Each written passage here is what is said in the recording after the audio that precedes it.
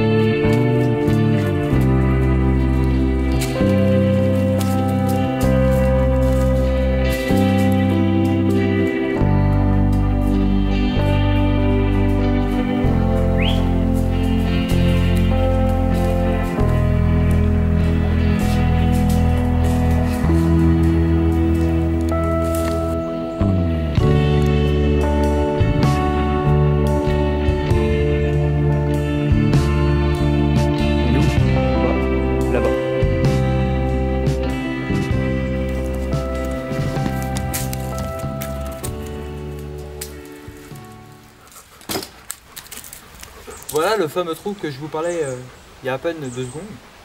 Il s'agit vraiment d'un trou qui a été fait par l'érosion de la rivière. Alors on est vraiment dans le lit de la rivière. C'est-à-dire que là, en fait, ici, il y a une cascade qui vient se jeter progressivement et qui a fait un trou au fur et à mesure au fil des années, des dizaines et voire des centaines d'années. Alors c'est un trou qui est ici un petit peu, qui est appelé, qui est surnommé le trou aux cloches. On va voir dans quelques secondes pourquoi. Et c'est vraiment un paysage sympa, justement parce que ça fait une forêt et d'un coup on arrive avec un énorme trou d'eau. Mais c'est surtout on arrive en automne et j'adore cet endroit en automne. Il y a les feuilles qui viennent se poser un peu à la surface de l'eau, c'est superbe. Enfin, moi je trouve que c'est superbe. Et donc voilà à quoi ça ressemble.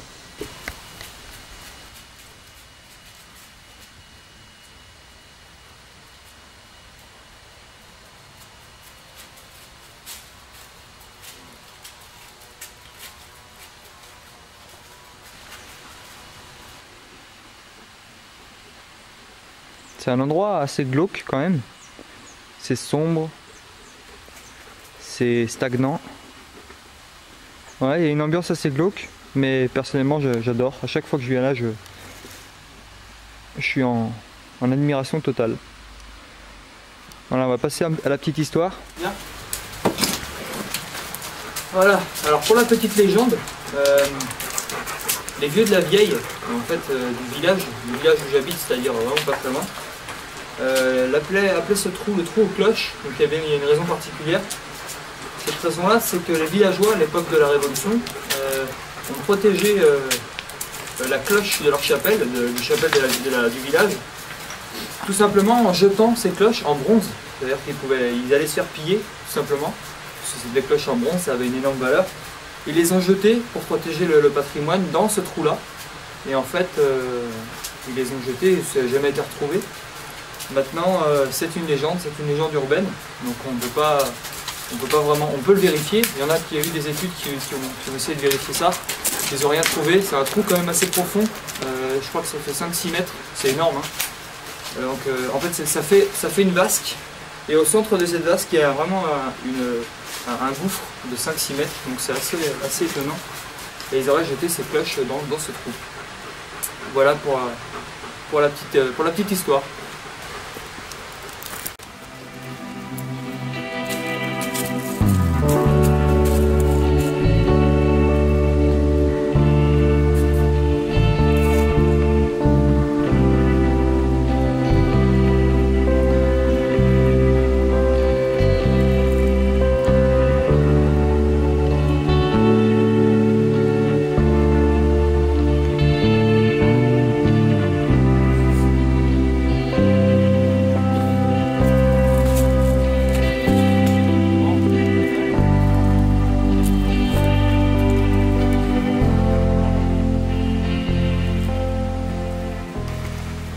Alors l'endroit où vous venez de me voir boire ma petite gorgée d'eau, j'adore parce qu'en fait là-bas on voit le trou, à la fin du trou, et en fait pile en face on voit vraiment cette arche qui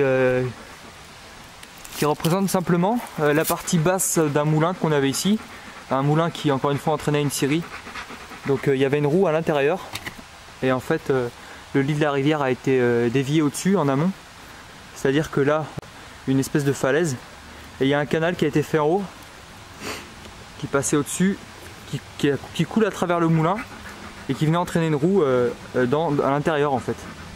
Et là on voit un muret qui date de cette époque-là, et c'est la digue, et cette digue vient rejoindre plus bas le cours de la rivière. Donc voilà, ce qu'on voit là c'est vraiment, encore une fois, l'architecture, l'armature, le corps du moulin. Avec, je sais pas si on voit, non on voit pas d'ici. Là-bas il y a encore des pierres empilées, c'était les murs en fait. Donc voilà, j'aime beaucoup venir ici, c'est vraiment exceptionnel. Donc du coup ça a plus de 100 ans, à peu près 120 ans, 130 ans. C'est assez vieillot quand même, mais bon il y a encore un charme fou. Voilà.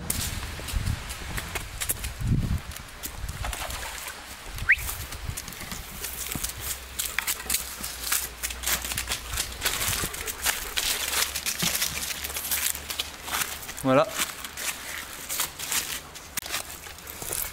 Là, il faut que je fasse gaffe. Et là encore plus.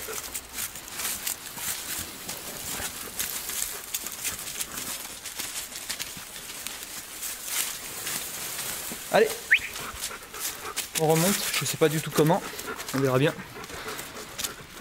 Tu dois monter ça, Pato ?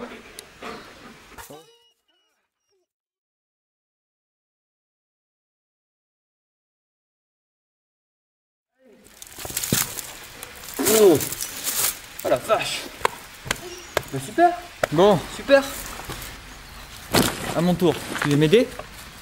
Allez, viens m'aider. Eh non, forcément, il va pas venir m'aider lui.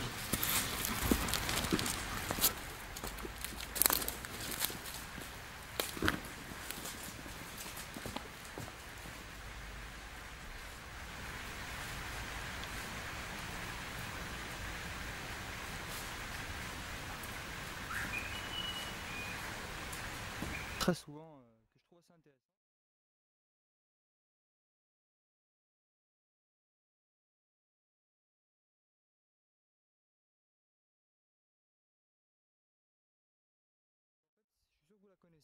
Je viens de tomber encore sur une plante que je trouve encore une fois intéressante.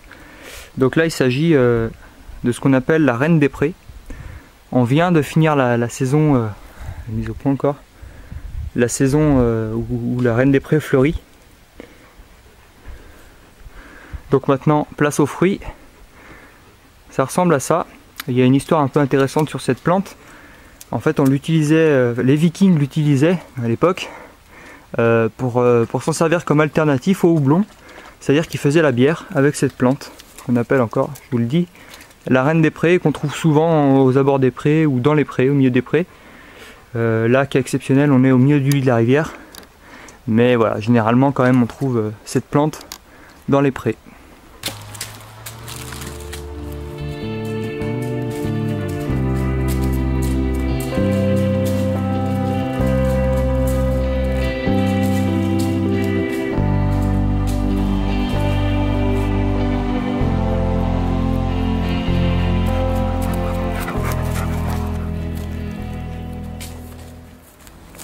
Et voilà ce qu'on appelle un églantier. L'églantier qui fait des fruits qu'on surnomme un petit peu les gratte-culs, avec le poil à gratter à l'intérieur. Donc les gens connaissent déjà pas mal. Et là ça fait la deuxième nuit, cette nuit qui gèle assez fort. Et effectivement ils se sont bien ramollis. En fait c'est des fruits qui s'appellent les cynorrhodons qu'il faut ramasser dès les premières gels. Mais là je vais attendre encore un petit peu, ils sont encore un peu durs. Encore un peu, pas tout à fait mûrs quoi.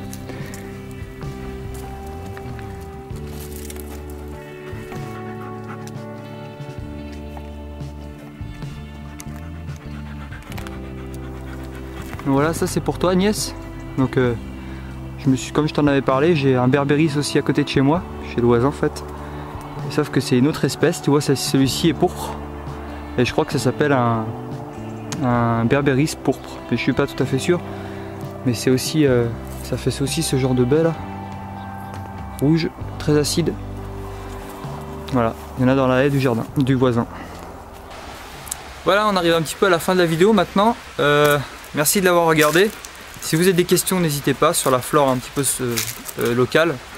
J'aime beaucoup venir ici, c'est un lieu que j'affectionne vraiment particulièrement de par son histoire et simplement sa beauté. Vous voyez derrière moi le trou, le fameux trou aux cloches. Et ben, je vous dis à la prochaine pour une nouvelle vidéo. Salut!